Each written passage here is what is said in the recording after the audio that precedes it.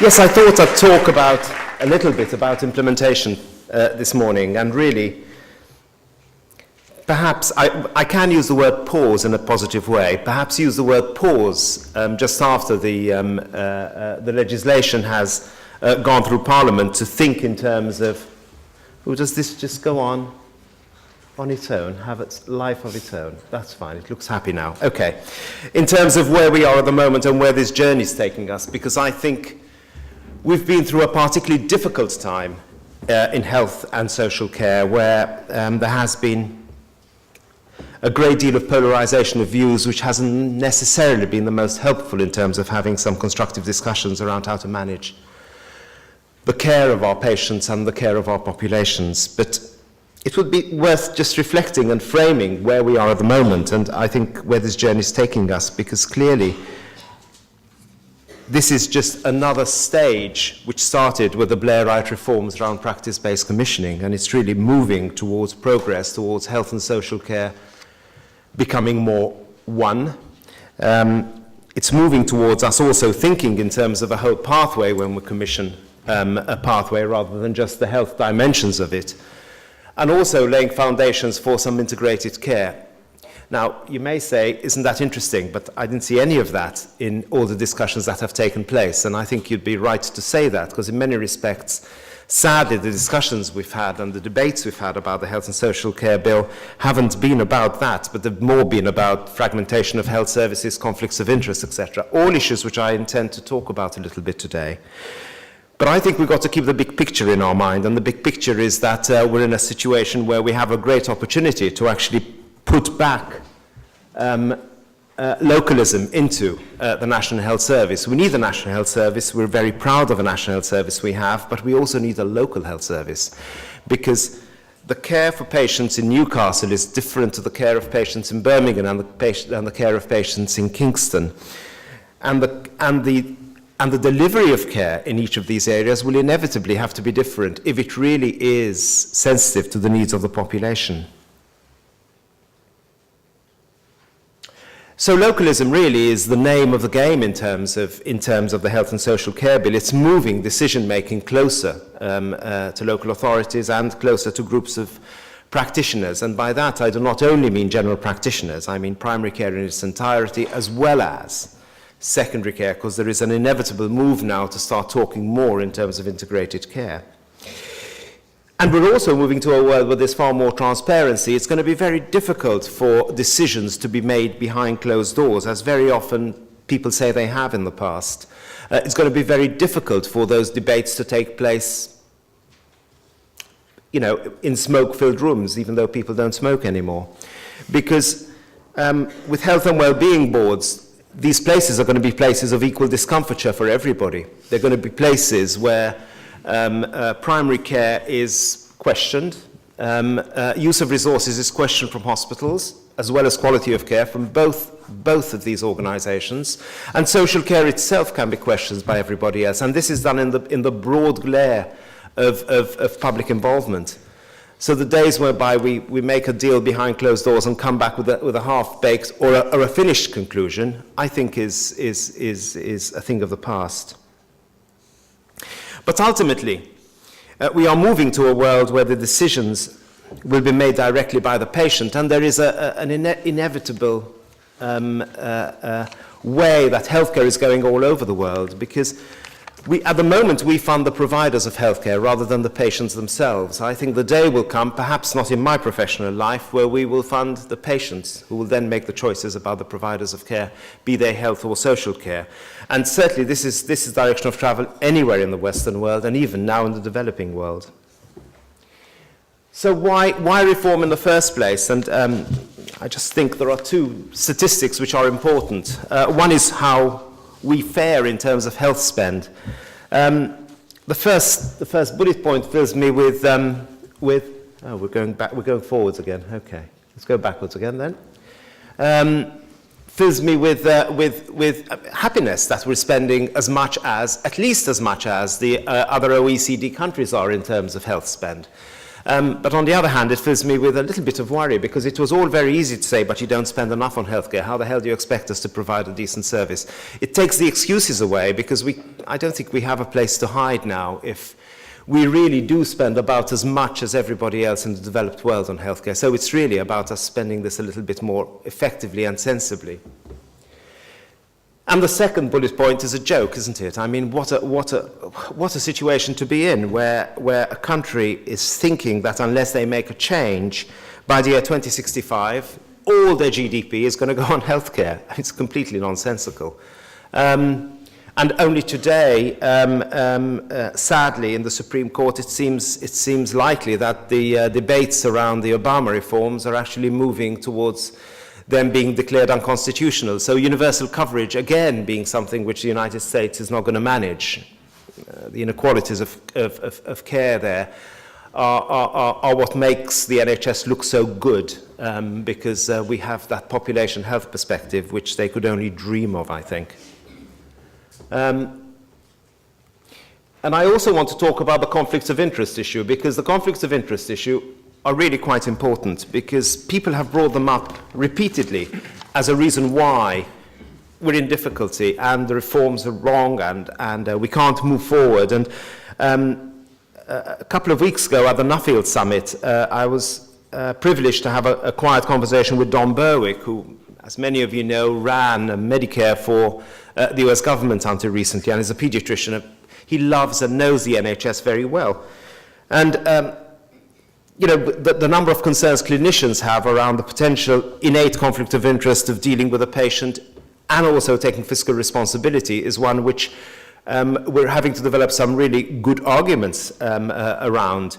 But his take was actually quite interesting, because what he said is, which conflict of interest do you want to deal with today? Because in the US, and even in the UK to a degree, in secondary care, there is a potential innate conflict, and I'm not for a minute saying that clinicians behave in a way which is improper, I might add, that if one wants to actually ensure the survival of one's institution, activity is what could well be seen to drive behavior. So the question is, which conflict do you want to deal with? Driving activity or managing activity? Because they're two ends of a spectrum, and I think we need to start thinking in terms of conflicts of interest as something that has to be managed. In the modern world, it's impossible to remove potential conflicts of interest, because we are conflicted in practically everything we do, and as long as we do things in a wholly transparent way, and transparent means being very clear about what we represent. So if there was a situation where I wear a chair of a CCG, and I also chaired a local provider organization, and I was seen to make the decisions to award a contract to the local provider organization which I chaired, clearly that would be perhaps something which people would want to question and really have a right to question. And the way in which we are now managing with local authorities around the delivery of healthcare and the future means that we have a real opportunity to learn much more from our local authority colleagues who know how to manage conflicts of interest perhaps much better than we do in health. So why do we need a more local NHS? Because I talked about that as being something, sorry, I'm going to have to advance and retard because it seems to keep it quiet. Yes. Why do we need a local NHS? I think we need to move to a more local system, because national systems, because of their size, inevitably tend to lose in translation when they get to the periphery and to the populations we deal with. Not very long ago, we had a policy in healthcare of Darcy centres, which was a really good policy in terms of improving access to patients anywhere they were, and ensuring that patients had every access to patients, to patient services. But the way it was introduced, sadly, lacked granularity, where there were in some instances, each PCT was told they had to introduce one of these, and they introduced it next door to a brand new medical centre which offered exactly the same service. So that sort of thing was clearly nonsensical. And localism is important because the needs of a population in Eastbourne, where the number of people over the age of 60 is significant, is very different to the needs of a population in an incubator town where children are more prominent. And rural and urban environments are fundamentally different. So I think we really have an opportunity here to ensure we do things a little bit better, plus also to ensure that the engagement of GP practice becomes inevitable. In practice-based commissioning, we had a system where there were a few practices that were very much involved and a lot of practices were completely disengaged. In the new system, you have to be involved because you have to be involved, because it's part of the offering. So really, the levels of disengagement we've seen, I think, will change once people realize that they do have a say in how the care of their patients is managed, and they don't have a choice about the fact that they do have a say. Now, they could say they don't want to be involved, but I will suggest it's often the way that question is asked, because if you ask clinicians, do you want to practice your pure craft or take on fiscal responsibility, the answer for most of them is, you can keep the fiscal responsibility, I'll practice my pure craft. But if you ask the question in a different way, this is a state-funded system we have in the NHS, do you want to say in how the care of your patients is managed? They'll say, well, of course I do, what's a stupid question to ask me? So I think there's something about the language we use which will make the difference. It's also important to think in terms of integration of care along the whole of the pathway. I mean, in London, one of the wonderful things NHS London has done, and I'm no fan of NHS London, I might add, so it says a lot that I'm saying they do great things, but they did one great thing, and that great thing certainly is the stroke pathway. Because what we have is a situation where I tell my friends who live abroad to come to London to have their strokes, because it's the best place you can have your stroke if you want to survive. But the care outside of hospitals, when you get to social care, is as variable as it always was. So there's a little bit more we need to do. And I think we need to start thinking in terms of the whole of a pathway rather than just the health bit of a pathway and the way we manage our care. And why a local NHS? Well, prioritisation of care within joint strategic needs assessments and health and wellbeing boards. What a wonderful opportunity we have to make things real, to really, really hold CCGs to account for the needs of populations and to manage the inequalities. It's such an opportunity. We really need to take it.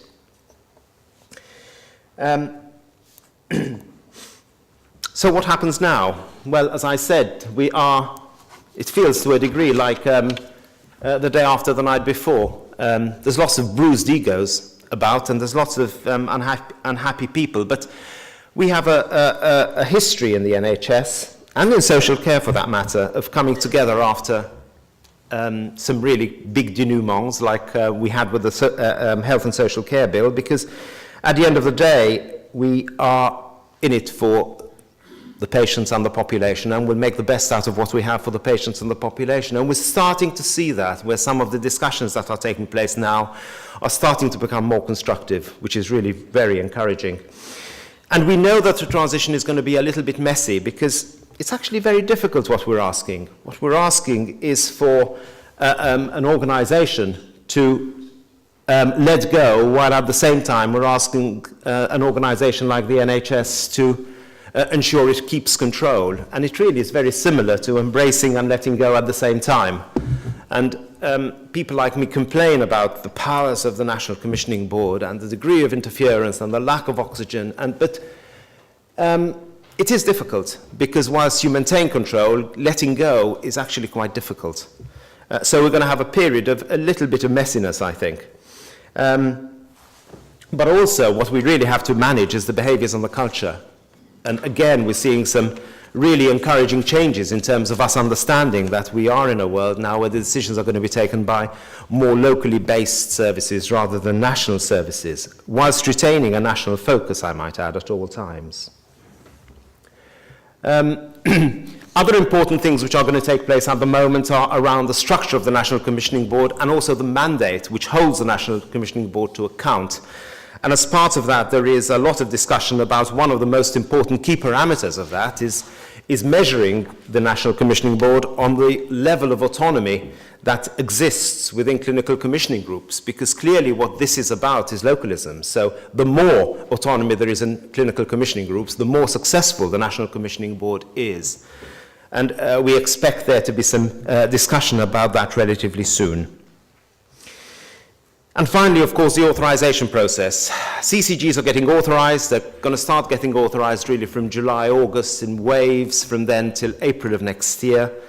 And by that time, most, if not all, CCGs will be authorized with or without conditions. So I think the period of transition is going to be short.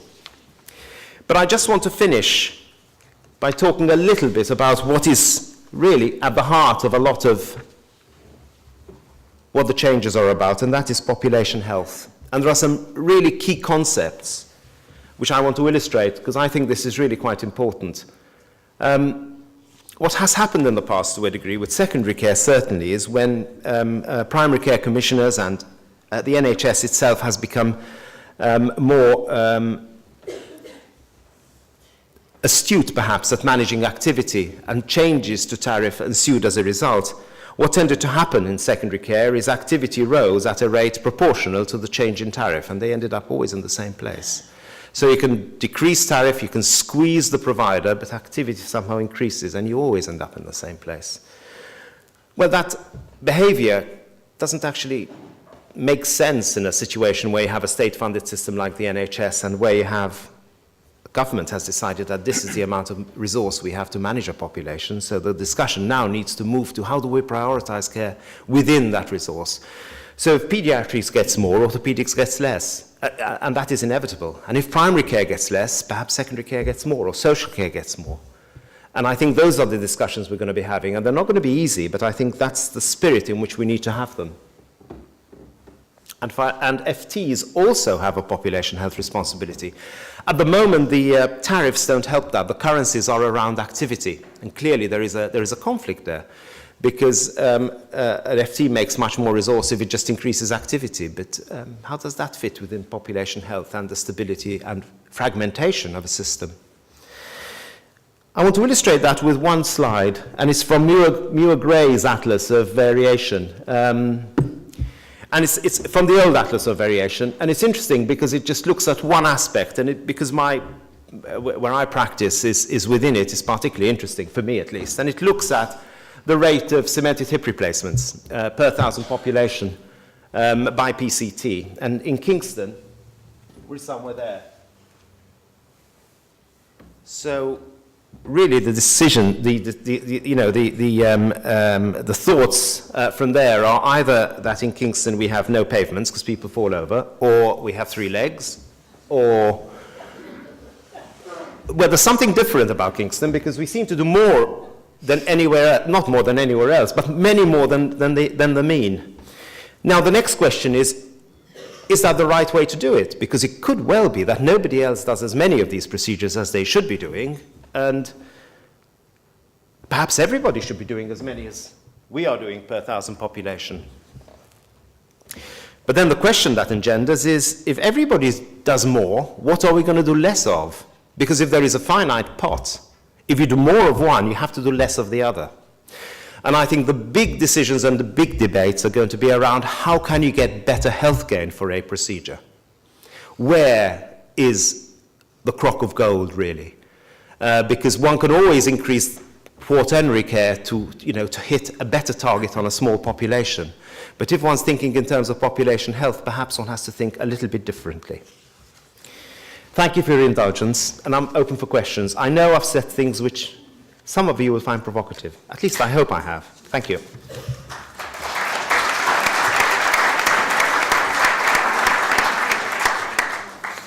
Thank you, Charles. It's good to provoke people. Early in the morning. Early. We just have a time for 2 or 3 questions. So could I ask you to indicate if you'd like to ask a question to Charles? We do have microphones, and if the microphone comes to you, if you'd be good enough to give us your name and organisation before you put your brief, succinct and provocative question. So would anybody, can I just, before I take somebody, can I just ask everybody to indicate who would like to ask a question? You didn't provoke people as much as you thought, Charles. I promise to try harder. Yes, please. I'll take the first question, and then maybe that will ignite a bit of questioning. So, I'm Malcolm Lawrence from Penzance Town Council, but I'm speaking very strongly as an ex-member of the NHS, nearly 40 years. I'm concerned about the political, the financial constraints, but because I'm the primary care facilitator for Link in Cornwall, I'm also HealthWatch Pathfinder for Link, and it's been brought to my attention that they're developing a Health Watch England. Now, I was involved with Penrith Credit Union, and they had the same thing for England, and they were all urbanised members of that initial committee. And the Europe was kicked out. They didn't want nothing to do with us. Could the money that's being put into Health Watch England come to Health Watch Cornwall? Because we have the reality, and there's certain of us, including myself, who worked in the urbanised and great cities of the country, and we would then tell England how to operate Health Watch from a rurality point of view and also urbanised and city point of view. Thank you very much. Well, Cornwall's already leading the debate on tax through its pasties, so I think that's a great offer. Could I just see, please, are there any other questions anyone would like to ask Charles? Yes, please, sir.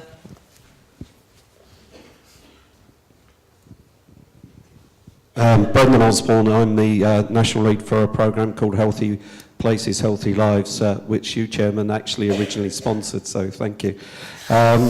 The statement you made about FTs also have a population health responsibility. I totally agree with that, but I would wonder if you might elaborate on that, because most commissioners over the years wouldn't have even thought to engage with FTs, trusts regarding that, and would have seen it as the domain of public health and commissioners.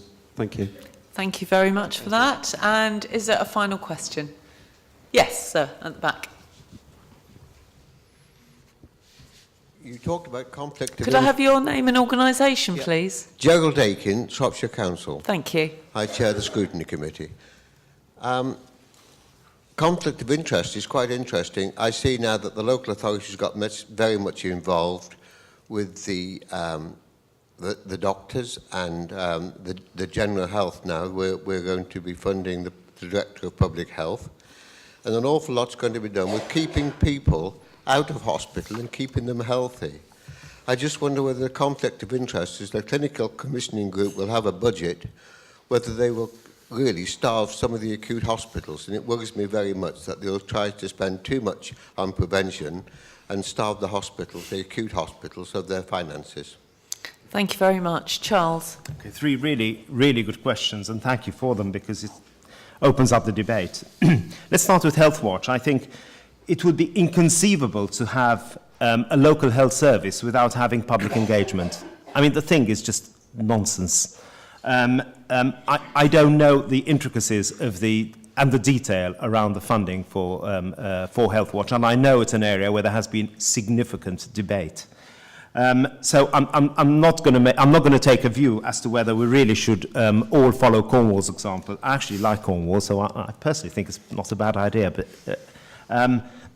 But whatever we need and whatever we have, we need to have a system whereby patients and the population are intimately involved, not only in the consultation around change, but in the change itself. Because what we've had till now is a system whereby decisions were taken by a few individuals in many cases, and then that was presented either well or less well to populations, and then the inevitable happened, especially when one was dealing with a significant change to whatever service there was, whether it was the closure of a hospital or a change to a hospital. Now, these decisions are always going to be difficult, and these changes are always going to be difficult. But if people are absolutely engaged in the process, and I mean engaged by being completely open book about where we are, it's then going to be easier for us, I think, even though there will inevitably be some conflict around that, to make a final decision, rather than the system that we've used in the past. That is my sincere hope and aspiration. Second thought about healthy lives, and the fact that not enough time has been spent with FTs, and the fact that commissioners haven't done it in the past. I couldn't agree with you more. We are in new territory here because the world is changing. And there are some really quite smart FTs who have been reaching out and saying, the game's changed. We really have to position ourselves in a different way now. We now are about us reaching out to the population directly, because in many respects, if we don't, somebody else will. If we work in a way which is antagonistic, there is a strategic advantage to getting a population on your side anyway. And I am not for a moment advocating that, but it's all to play for now. And it's very, very clear that the game has changed. So the times of FT's increasing activity and PCTs actually trying to constrain that, I think is gone. I think this is something we have to do together. There's also another important issue, and that is the degree of disengagement of secondary care colleagues, because a lot of them feel really done to, and also feel completely disengaged from this process. And I don't think that's right, because they have as much right to have a view as everybody else has, and in many respects, especially about the stuff they know substantially more than anybody else.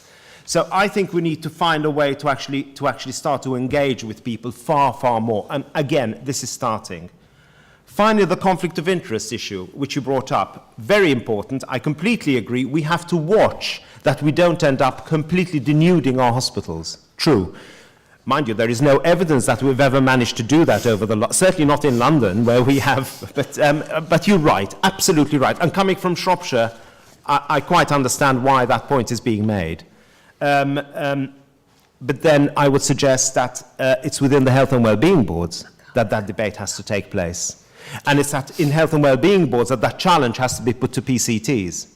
Because that's the right place to put that challenge. In the light of day, it's going to be very difficult to hide when there are mirrors everywhere. Well, thank you very much, Charles, and you've certainly got the day going. So if we could just thank Charles for his very good contribution. Thank you.